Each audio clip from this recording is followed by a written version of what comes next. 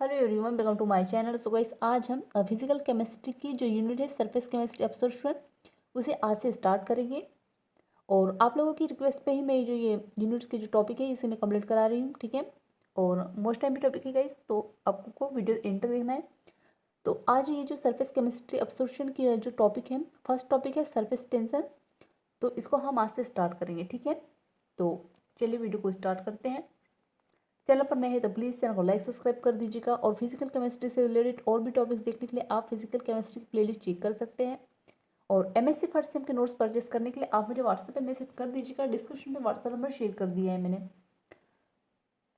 तो चलिए वीडियो को स्टार्ट करते हैं। तो आज से हम जो टॉपिक स्टार्ट करेंगे उसका नाम है सरफेस टेंशन, ठीक है। तो देखिएगा आगे क्या कह रहा है कि किसी हाइट का वह विशेष गुण जिसके कारण उनका मुक्त पृष्ठ एक खींची हुई प्रत्यास्थ झिल्ली यानी मेम्ब्रेन की भांति व्यवहार करता है, ठीक है।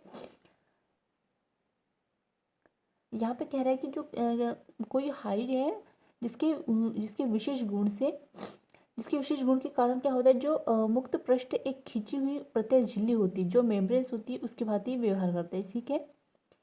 अब आगे देखते कह रहा है कि तथा कम से कम क्षेत्रफल घेरने का प्रयत्न करता है। और ये जो हाइट होते हैं वो क्या करते हैं, कम से कम क्षेत्रफल घेरने की कोशिश करते हैं। द्रव्य के इस गुणधर्म को पृष्ठ तनाव और सरफेस टेंशन कहते हैं, ठीक है। और ये जो भी घटना होती है या क्रियाएं होती है उसको हम क्या कहते हैं, पृष्ठ तनाव कहते हैं, ठीक है।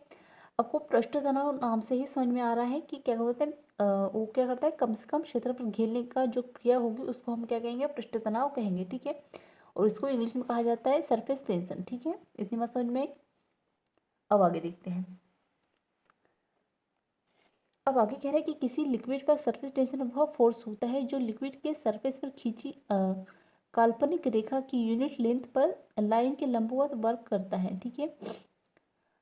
मान लीजिए कोई लिक्विड है और लिक्विड का सरफेस टेंशन वह फोर्स होता है, ठीक है। उसमें वह फोर्स लगा जाता है जो क्या होता है, लिक्विड के सरफेस पर खींची गई लिक्विड के सरफेस पर जो एक काल्पनिक रेखा खींची जाती है उसके आधार पर क्या करता है, ये लंबवत लंबवत वर्क करता है, ठीक है। यदि रेखा की लेंथ एल है, एल पर एफ फोर्स वर्क करता हो तो क्या होगा, देखिएगा यहाँ पर लेंथ को जो है टी से एल से प्रदर्शित किया है और फोर्स को एफ से प्रदर्शित किया है, ठीक है। इतनी बात समझ में आई। अब कह रहे हैं कि सरफेस टेंशन बराबर टी बराबर एफ अपॉन एल, ठीक है। इसको हमने इस तरह से हम लिख सकते हैं, ठीक है, इसका किसी का भी पृष्ठ तनाव निकालने के लिए। अब यहाँ पे कह रहा है कि यूनिट है इसका एसआई मात्रक जो होता है सरफेस टेंशन का पृष्ठ तनाव का जो एसआई मात्रक क्या होता है, न्यूटन प्रति मीटर होता है, ठीक है। अब आगे देखिएगा, आपको ये ऑब्जेक्टिव में भी पूछ सकता है कि पृष्ठ तनाव का एसआई मात्रक क्या होता है, ठीक है। तो आपको इसे अच्छे से याद कर लेना है, ठीक है। छोटी छोटी बातें पूछते रहते हैं, इस क्वेश्चन ऑब्जेक्टिव जो होते हैं कहीं से भी उठाकर पूछ लेते हैं। तो आपको जो है कुछ कुछ अगर हम बताते हैं कि ये इस चीज़ को, इस लाइन को याद कर लीजिएगा, इस पॉइंट को याद कर लीजिएगा, तो उसको आपको माइंडली रखना, ठीक है। यहाँ तो आप जैसे कि ये सरफेस टेंशन वाला टॉपिक है तो इसके आप क्या है, ऑब्जेक्टिव भी कंप्लीट कर सकते हैं। इससे क्या होगा, आपका बेसिक भी कंप्लीट हो जाएगा, ठीक है।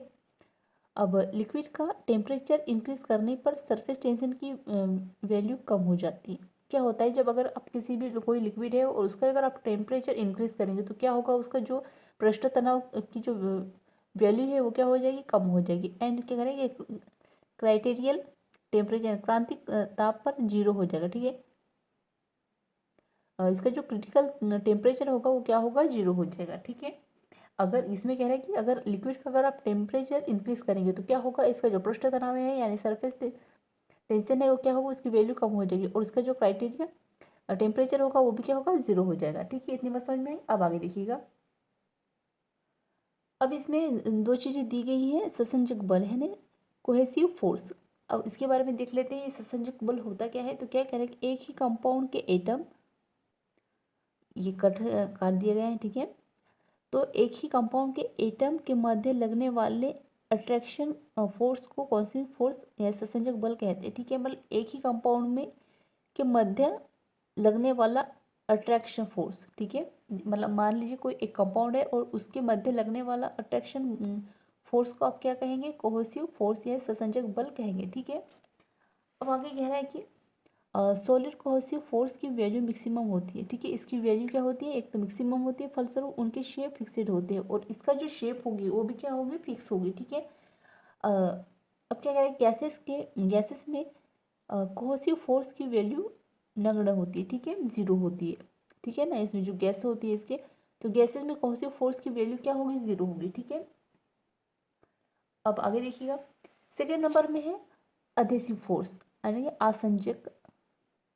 आसंजक बल। ठीक है, तो क्या कह रहे हैं कि टू डिफरेंट कंपाउंड के मध्य लगने वाले इंटरेक्शन फोर्स को अधेसिव फोर्स कहा जाता है।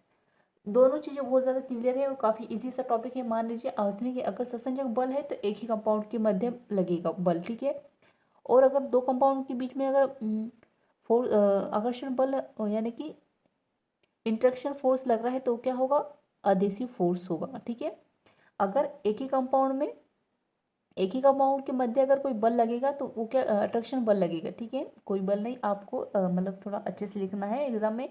अगर आपसे बहुत ज़्यादा नहीं आ रहा है तो आपको ससंजक बल के बारे में दे रहा है तो आप ये बोल सकते हैं कि एक ही कंपाउंड के मध्य लगने वाला अट्रैक्शन फोर्स कोहेसिव फोर्स कहलाता है या ससंजक बल कहलाता है। ठीक है, और अगर सेकेंड नंबर में जो है अधेसिव फोर्स के बारे में, तो दो कंपाउंड के मध्य लगने वाला इंट्रैक्शन फोर्स क्या कहलाता है, अधेसिव फोर्स या आसंजक बल कहलाता है। ठीक है, इतनी बात समझ में आई। अब आसंजक बल के कारण एक ही वस्तु दूसरी वस्तु पर चिपकती है। ठीक है, इनके बीच में क्या होता है, जो दो कंपाउंड होंगे और दो कंपाउंड के बीच में अट्रैक्शन होगा तो क्या होगा, एक ही वस्तु दूसरी वस्तु के ऊपर चिपकी रहती है। स्वाभाविक सी बात है, अट्रैक्शन होगा तो जो वस्तुएं होंगी या कंपाउंड होंगे वो अपने आप एक दूसरे पे खींचेगी। तो यहाँ पर देखिएगा, यहाँ पे इसके डायग्राम मैंने बना दिए हैं। ठीक है, मैंने स्केल का यूज़ नहीं किया था इसमें, मैंने हाथ से बनाया, तो आप इसे अच्छे से एग्जाम में लिख कर आएंगे। ठीक है, तो ये अधेसिव फोर्स का एग्जाम्पल है, ये कोहेसिव फोर्स का है। ठीक है, तो यहाँ पे इसके में वाटर और इसमें मर्क्यूरी लिया गया है। तो ये जो एग्जाम्पल है, इस डायग्राम है, आपको इसको क्या करना है, एग्जाम में लिख कर आना है। ठीक है, अच्छे से अगर आप कोई भी चीज़ समझाते हैं तो आपको डायग्राम देकर, अगर आप समझाते हैं तो आपको ज़्यादा नंबर मिलते हैं। ठीक है, आप कोशिश कीजिएगा कि आपको ज़्यादा थ्योरी के साथ साथ अगर आपके पास डायग्राम है या फिर आपके पास इक्वेशन है, थोड़ी ना थोड़ी इक्वेशन या डायग्राम इस तरह से ऐड कर कीजिए। ठीक है, पूरी थ्योरी नहीं लिखना है, केमिस्ट्री का कोई भी पेपर हो आपको। ठीक है, पूरी थ्योरी नहीं लिखी जाती, इससे क्या होता है, सामने वाले को लगता है कि इसको जो है केमिस्ट्री का नॉलेज नहीं है और ये तो क्या करते हैं, नंबर कम देते हैं या काट देते हैं पेपर। ठीक है, इसलिए आपको पूरी थ्योरी की थ्योरी नहीं लिखनी है, वहाँ पे आपको कुछ भी मतलब कि उससे रिलेटेड या तो आप डायग्राम बना सकते हैं या आपके पास अगर कुछ इक्वेशन है या फिर अगर ऑर्गेनिक का पेपर है आपका तो आप उसमें बेंजीन वगैरह कुछ भी अगर आपको उससे रिलेटेड जो भी है उसको आपको ऐड करना है, पूरी थ्योरी नहीं लिखनी है पेपर में। ठीक है, इतनी बात समझ में आई। तो यहाँ पे जो है हमारा टॉपिक एंड होता है। सो आई होप आपको ये नोट जरूर पसंद आया हो। सो प्लीज़ चैनल को लाइक सब्सक्राइब कर दीजिएगा, साथ ही बेल आइकन प्रेस कर दीजिएगा। कमेंट में ज़रूर बताइएगा आपको ये नोट्स कैसे लगे। और एमएससी फर्स्ट सेम के नोट्स परचेस करने तो आप मुझे व्हाट्सअप मैसेज कर सकते हैं, डिस्क्रिप्शन में व्हाट्सअप नंबर शेयर कर दूँगी। Thank you.